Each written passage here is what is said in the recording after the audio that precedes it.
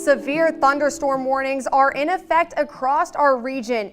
Good evening, I'm Reese Thompson. Welcome to News Watch. From orange to violet, the magic happens right here in the studio by firing this iron at different temperatures to create colors like this. This battle for pavement has been ongoing for years, as we discussed a couple weeks ago.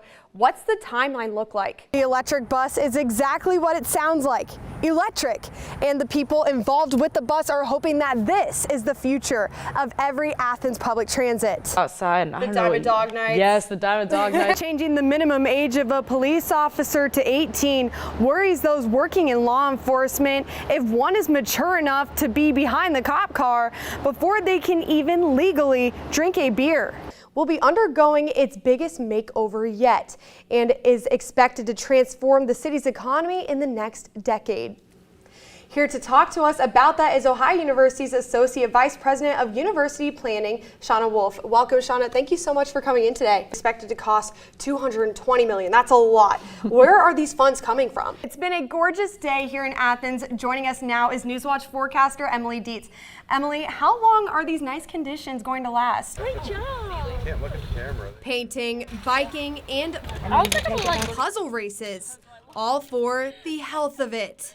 The event at Manpower Park aims to increase public awareness of heart disease. In Jackson County, officials say the rate of mortality for heart disease is more than double compared to the rest of the state. And for those working to raise awareness, it hits home. My father struggled with a lot of health problems. He had heart disease and had to have several bypass surgeries. My other grandfather on my mother's side, he died from a massive heart attack. So yeah, and it runs into my family. The Jackson County Health Department collaborated with the Southeastern Appalachian Regional Community Health, or SEARCH program, to encourage healthier lifestyles, from mental health to what people are eating. As Appalachians in a whole, you know, it's all this sort of hard labor, it's all this, but yet we don't get to eat well because there's nowhere really to get healthy food. If we're not taking care of ourselves and our minds,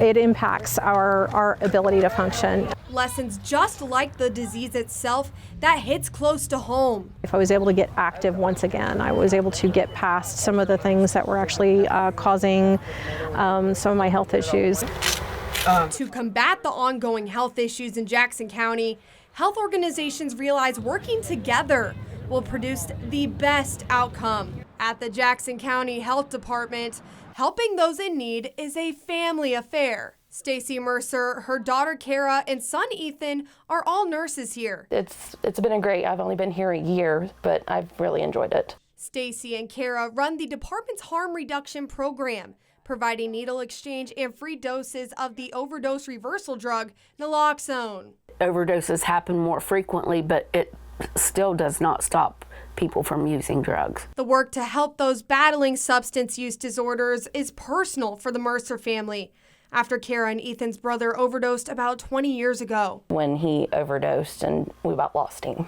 that really brought to light how serious it was with his problem. It's something I never expected. What saved his life?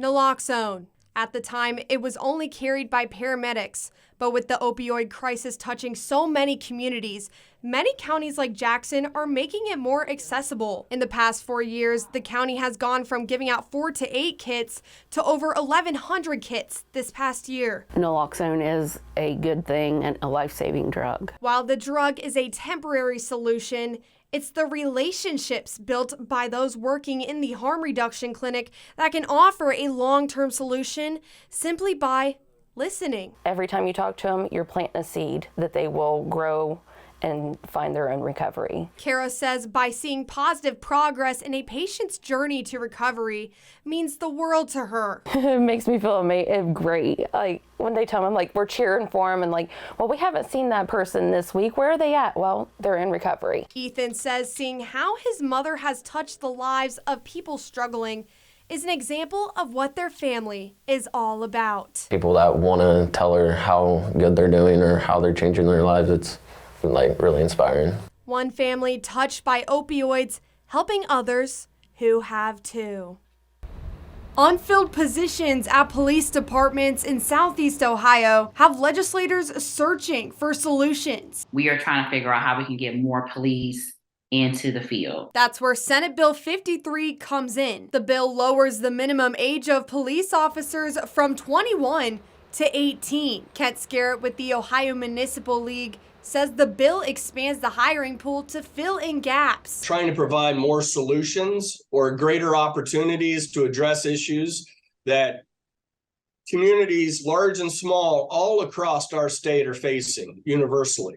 And that is the challenge with recruitment and retention of law enforcement. But not everyone is on board with Senate Bill 53's proposal. Cleveland Democratic Representative Juanita O'Brent says while there is a problem with police staffing, this might not be the answer. That's not really focusing on a solution, but just throwing, answers that's not going to resolve this problem. Fraternal Order of Police of Ohio President Gary Wolsk says he believes police officers should have more life experience. They're making split-second decisions on things.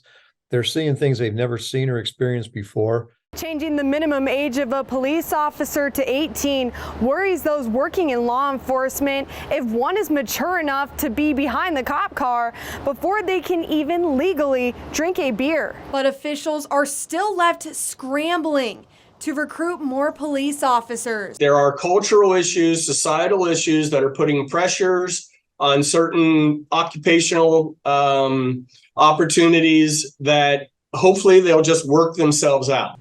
And that does it for our broadcast this evening. Thanks for watching. For Emily Dietz, I'm Reese Thompson. Stay tuned for the PBS NewsHour coming up next. And remember, you can find the latest news anytime at WAUB.org or follow us on social media. Have a great night.